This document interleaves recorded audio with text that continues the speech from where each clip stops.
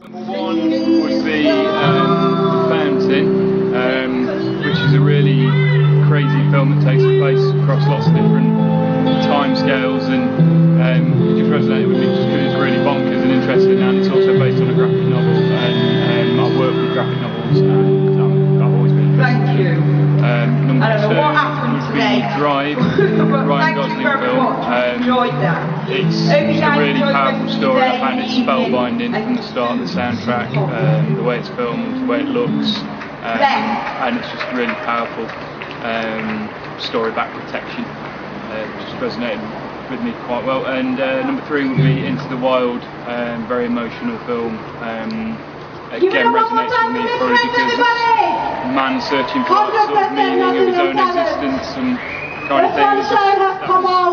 It felt good with me. Yeah, man. So that would be my third. Even God knows the reggae's on its way. And it made me cry like a baby.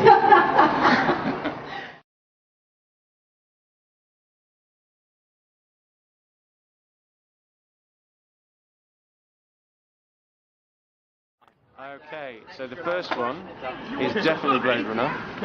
It's written by Philip K. Dick, The Android's Dream of Electric Sheep. I love Philip K. Dick basically because he asked the question what it means to be human.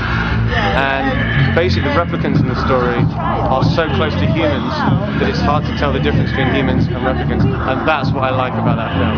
It's that whole, you don't know, is Deckard, is he really a replicant or not? In the story he's meant to be, but in the films he never gives it away completely. And that's what I like about it.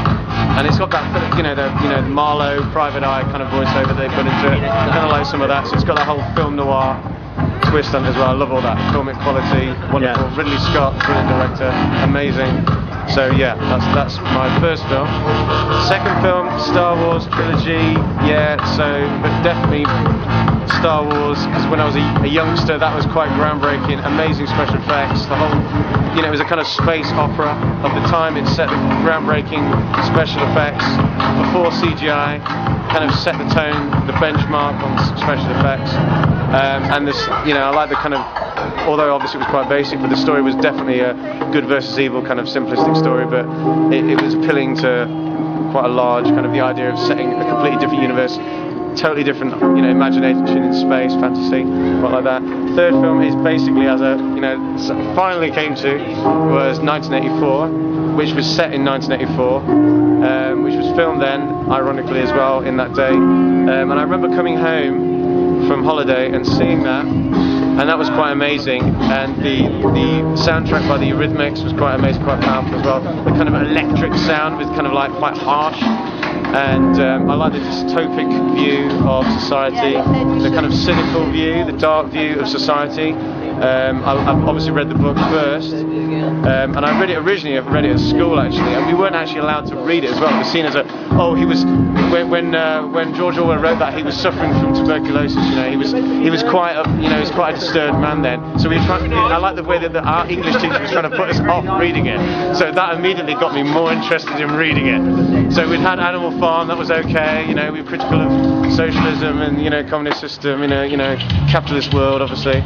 So there was very kind of like I like the contradiction there. So it's like trying to protect us as young minds from reading dystopic fiction. So I quite like that. So that obviously got me interested. Basically, so in 1984 when I saw that was quite amazing for me. I had John Hurt, brilliant actor in that, with Richard Burton, who's incredible as playing Big Brother.